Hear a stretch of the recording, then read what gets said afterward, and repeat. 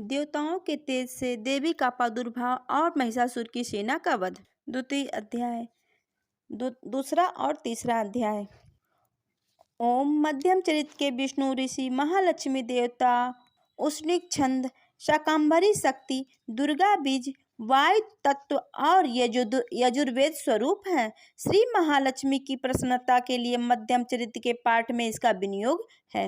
मैं कमल के आसन पर बैठी हुई प्रसन्न मुख वाली महिषासुरमर्दिनी भगवती महालक्ष्मी की भजन करता हूँ, जो अपने हाथों में अक्षमाला, फरसा, गदा, बाण, वज्र, पद्म, धनुष, कुंडिका, दंड, शक्ति, खड़ंग, ढाल, शंख, घंटा, मधुपात्र, शूल, पाश और चक्र धारण करती हैं। ऋषि कहते हैं, पूर्व काल में देवताओं और असुरों में पूरे 100 वर्षों तक घोर संग्राम हुआ था। इसमें असुरों का स्वामी महिषासुर था और देवताओं के नायक इंद्र थे। उस युद्ध में देवताओं की सेना महाबली असुरों से परास्त हो गई। संपूर्ण देवताओं को जीतकर महिषासुर इंद्र बन बैठा। तब पराजय देवता प्रजापति ब्रह्मा जी को आगे करके उस स्थान पर गए जहां भगवान शंकर और विष्णु विराजमान थे। देवताओं ने महिषासुर के पराक्रम तथा अपनी पराजय का यथावृत्त वृत्तांत उन दोनों देवसुरों से विस्तार पूर्वक कह सुनाया। वे बोले, भगवान महिषासुर सूर्य, इंद्र, अग्नि, वायु, चंद्रमा, यम, वरुण तथा अन्य देवताओं के भी अधिकार छीनकर स्वयं ही सबका अधिष्ठाता बन बैठा है। उस दुरात्मा महिष ने समस्त देवताओं को स्वर्ग से निकाल दिया है। अब वे मनुष्य की भांति पृथ्वी पर विचरते हैं। दैत्यों की यह सारी करतूत हमने आप लोगों से कह सुनाई। अब हम आपकी शरण में आए हैं, इसका वध का कोई उपाय सोचिए। इस प्रकार देवताओं के वचन सुनकर भगवान विष्णु और शिव ने दैत्यों पर बड़ा क्रोध किया। उनकी भौहें तन गई और मुंह टेढ़ा हो गया। तब अत्यंत क्रोध में भरे हुए चक्रप्राण श्री विष्णु के मुख से एक महान तेज प्रकट हुई। इसी प्रकार ब्रह्मा, शंकर तथा इंद्र आदि अन्य देवताओं के शरीर से भी बड़ी भारी तेज निकला। वह सब मिलकर एक हो गया। महान तेज का वह पुंज ज्वलमान हो गया। पर्वत सा जान पड़ रहा था। देवताओं ने देखा और उनकी ज्वालाएं संपूर्ण दिशाओं में व्याप्त हो रही थी। संपूर्ण देवताओं के शरीर से प्रकट हुए उस तेज की कहीं तुलना नहीं की जा सकती। एकत्रित होने पर वह एक नारी के रूप में परिणित हो गया। अपने प्रकाश से तीनों लोकों में व्याप्त जान पड़ा। भगवान शंकर का जो तेज था, उससे उस देवी का मुख प्रकट हुआ। यमराज के तेज से उसके सिर में बाल निकल गए। श्री विष्णु भगवान के तेज से उनकी भुजाएं उत्पन्न हुई। चंद्रमा के तेज से दोनों स्तनों का और इंद्र के तेज से मध्य भाग का प्रादुर्भाव हुआ। वरुण के तेज से जंघा और पिंडली तथा पृथ्वी के तेज से नितंब भाग प्रकट हुआ। ब्रह्मा के तेज से दोनों चरण और सूर्य के तेज से उनकी उंगलियां हुई। वसुओं के तेज से हाथों की उंगलियां और कुबेर के तेज से नासिका प्रकट हुई। उस देवी के दांत प्रजापति के तेज से और तीनों नेत्र अग्नि के तेज से प्रकट हुए थे। उनकी भौहें संध्या के और कान वायु के तेज से उत्पन्न हुए थे। इसी प्रकार अन्य देवताओं के तेज से भी उस कल्याणमयी देवी का आविर्भाव हुआ। तदंतर समस्त देवताओं के तेज पुंज से प्रकट हुई देवी को देखकर महिषासुर के सताए हुए देवता बहुत प्रसन्न हुए। पिनाकधारी भगवान शंकर ने अपने शूल से एक शूल निकालकर उन्हें दिया। फिर भगवान विष्णु ने भी अपने चक्र उत्पन्न करके भगवती को अर्पण किया। वरुण ने भी शंख भेंट किया। अग्नि ने भी उन्हें शक्ति दी और वायु ने धनुष तथा बाण से भरे हुए 2 तरकस प्रदान किए। सहस्त्र नेत्रों वाले देवराज इंद्र ने अपने वज्र से वज्र उत्पन्न करके दिया और ऐरावत हाथी से उतार कर 1 घंटा भी प्रदान किया। यमराज ने काल दंड से दंड, वरुण ने पास, प्रजापति ने स्फटिक कांच की माला तथा ब्रह्मा जी ने कमंडल भेंट किया। सूर्य ने देवी के समस्त रोमकूपों में अपनी किरणों का तेज भर दिया। काल ने उन्हें चमकती हुई ढाल और तलवार दी। क्षीर समुद्र ने उज्जवल हार दिया, कभी जीर्ण न होने वाले 2 वस्त्र प्रदान किए। साथ ही उन्होंने दिव्य चूड़ामणि, 2 कुंडल, कड़े, उज्जवल अर्धचंद्र तथा बाहुओं के लिए कयूर, दोनों चरणों के लिए निर्मल नीपुर, गले की सुंदर हसूली और सब उंगलियों पहनने के लिए रत्नों की बनी हुई अंगूठियां भी दी। विश्वकर्मा ने उन्हें अत्यंत निर्मल फरसा भेंट किया। साथ ही उनके अनेक प्रकार के अस्त्र और अभेद कवच दिया। इनके सिवा मस्तक और वक्ष स्थल पर धारण करने के लिए कभी न कुम्हलाने वाले कमलों की मालाएं दी।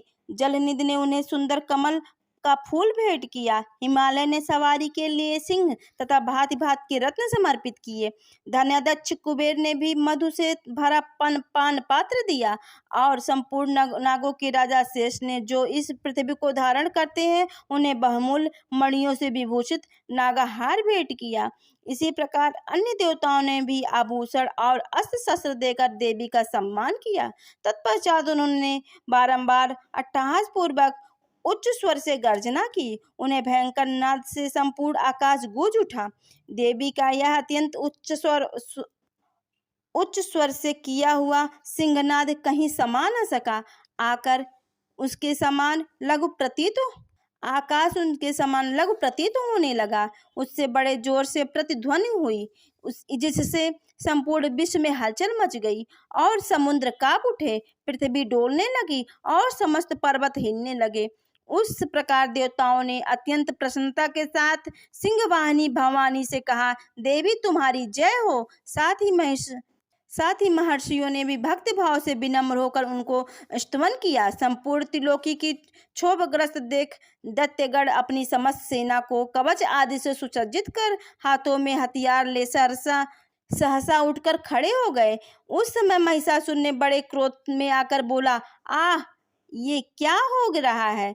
फिर वह संपूर्ण असुरों से घिरकर उस सिंहनाद की ओर लक्ष्य करके दौड़ा और आगे पहुंचकर उसने देवी को कहा, जो अपनी प्रभा से तीनों लोकों को प्रकाशित कर रही थी। उनके चरणों के भार से पृथ्वी देवी दबी जा रही थी।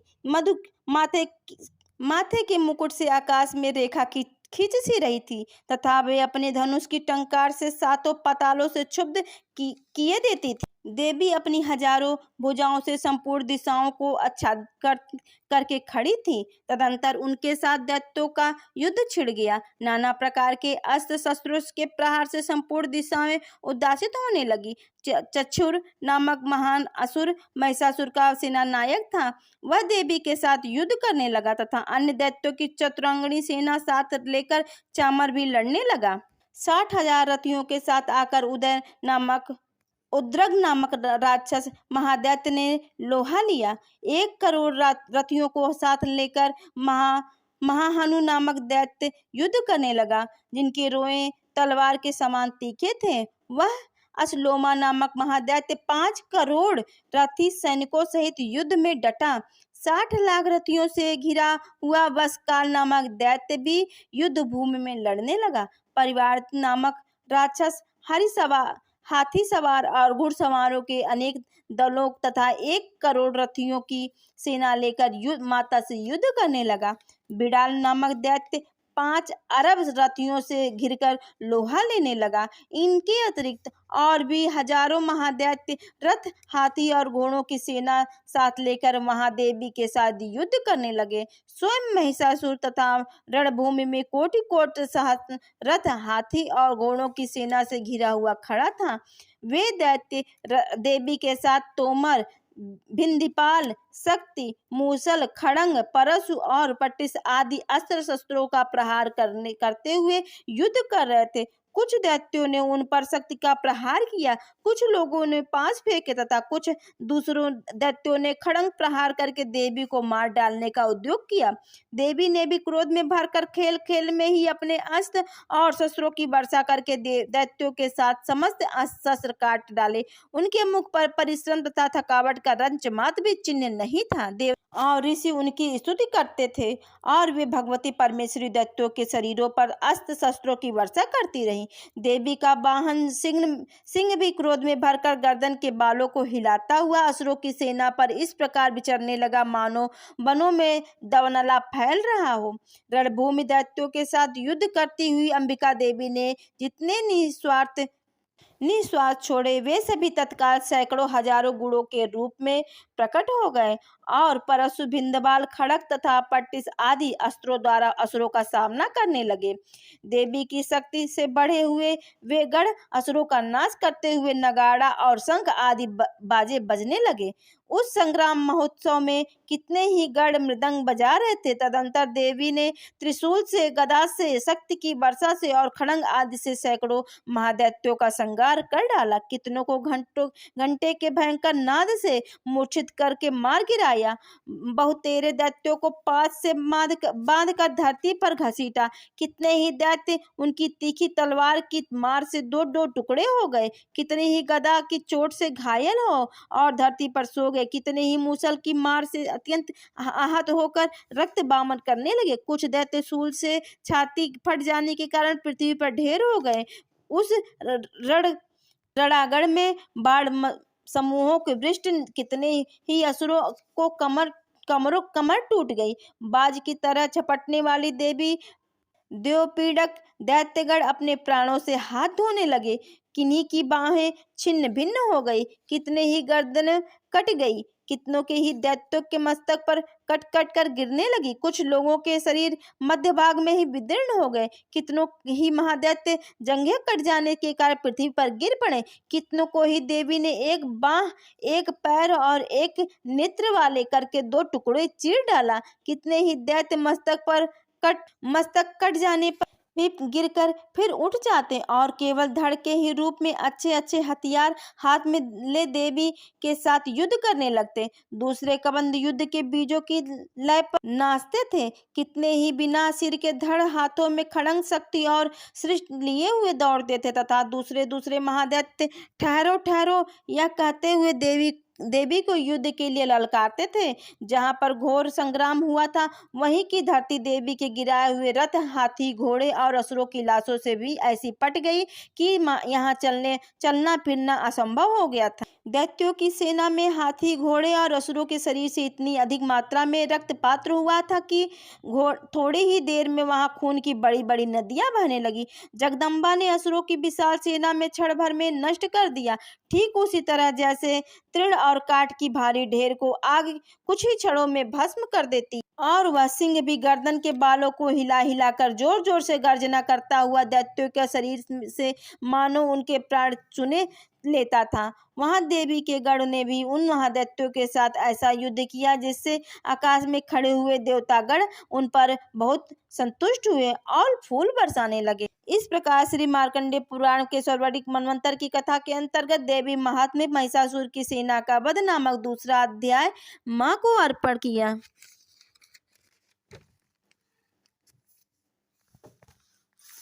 तृतीय अध्याय। दूसरे दिन के पाठ में द्वितीय और तृतीय अध्याय का पाठ होता। अब सुनिए आप लोग तीसरा अध्याय। सेनापतियों सहित महिषासुर का वध। जगदम्बा के श्री अंगों की क्रांति उदय काल के सहस्त्रों सूर्यों के समान है। वे लाल रंग की रेशमी साड़ी पहने हुए हैं। उनके गले में मुंडमाला शोभा पा रही है। दोनों स्तनों पर रक्त चंदन का लेप लगा है। वे अपने कर कमलों में जप मालिका, विद्या और अभय तथा वर नामक मुद्राएं धारण किए हुए हैं। तीन नेत्रों से सुशोभित मुखारबिंद की बड़ी शोभा हो रही है। उनके मस्तक पर चंद्रमा के साथ ही रत्नमय मुकुट बंधा है तथा वे कमल के आसन पर विराजमान है। ऐसी देवी को मैं भक्ति पूर्वक प्रणाम करता हूँ। ऋषि कहते हैं, दैत्यों की सेना को इस प्रकार तहस नहस होते हुए देख महादैत्य सेनापति चिछुर क्रोध में भरकर अब अंबिका देवी से युद्ध करने के लिए आगे बढ़ा। वह असुर रणभूमि में देवी के ऊपर इस प्रकार बाणों की वर्षा करने लगा जैसे बादल मेरुगिरी के शिखर पर पानी की बरसा रहा हो। तब देवी ने अपने बाणों से उनके बाण समूह को अनायास ही काट कर उसके घोड़ों और सारथी को भी मार डाला। साथ ही उसके धनुष तथा अत्यंत ऊंची ध्वजा को भी तत्काल काट गिराया। धनुष कट जाने पर उनके अंगों उसके अंगों को अपने बाणों से बींध डाला। धनुष, रथ, घोड़े और सारथी के नष्ट हो जाने पर वह असुर ढाल और तलवार लेकर देवी की ओर दौड़ा। उसने तीखी धार वाली तलवार से सिंह के मस्तक पर चोट करके देवी को भी बाईं भुजा में बड़े बड़े वेग से प्रहार किया।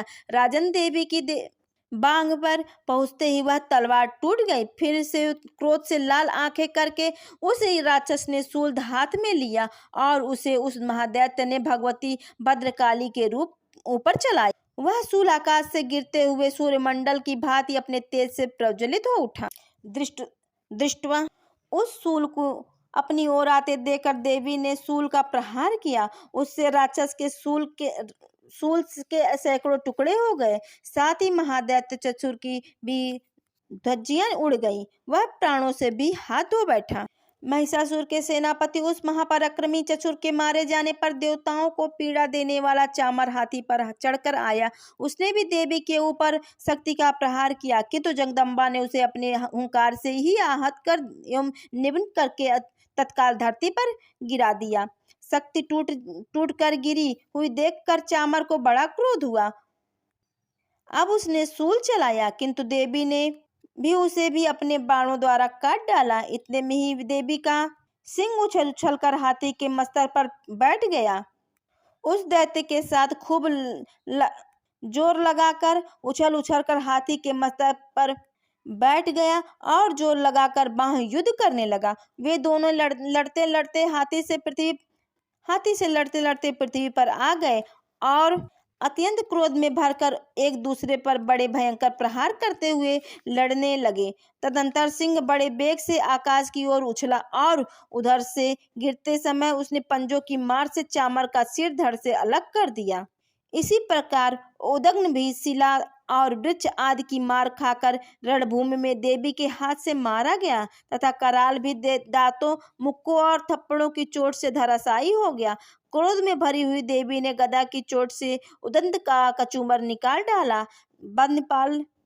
भिंदपाल से वशकाल को तथा वाड़ों से ताम्र और अंधक को मौत के घाट उतार दिया। तीनों नेत्रों वाली परमेश्वरी ने त्रिशूल से उदग्ध उग्रवीर तथा महाहनु नामक दैत्यों को मार डाला। तलवार की चोट से बिडाल के मस्तक की धड़ से काट गिराया। दुर्धर और दुर्मुख इन दोनों को भी अपने वाड़ों से यमलोक भेज दिया। इसी प्रकार अपनी सेना का संहार होता देखकर महिषासुर ने भैंसे का रूप धारण करके देवी के गणों को त्रास देना आरंभ किया। किन्हीं थुथुनु के मार से किन्हीं के ऊपर खुरों का प्रहार करके किन्हीं को पूंछ में चोट पहुंचाकर किन्हीं को कुछ सिंगों से विदीर्ण करके कुछ गणों के वेग से किन्हीं को सिंहनाद से कुछ को चक्कर देकर और कितनों को निश्वास वायु के झोंके से धराशायी कर दिया। इस प्रकार गणों की सेना को गिरा का वह असुर महादेवी के सिंह को मारने के लिए झपटा। इससे जगदम्बा को वह बड़ा क्रोध हुआ। इधर महापराक्रमी महिषासुर भी क्रोध में भरकर धरती को खुरों से खोदने लगा तथा अपनी सींगों से ऊंचे ऊंचे पर्वतों को उठाकर फेंकने लगा, गर्जना करने लगा। उससे वेग से चक्कर देने के कारण पृथ्वी क्षुब्ध होकर फटने लगी। उसकी पूंछ से टकराकर समुद्र सब ओर से धरती को डुबोने लगा। हिलते हुए सिंगों के आघात से विदीर्ण होकर बादलों के टुकड़े टुकड़े हो गए।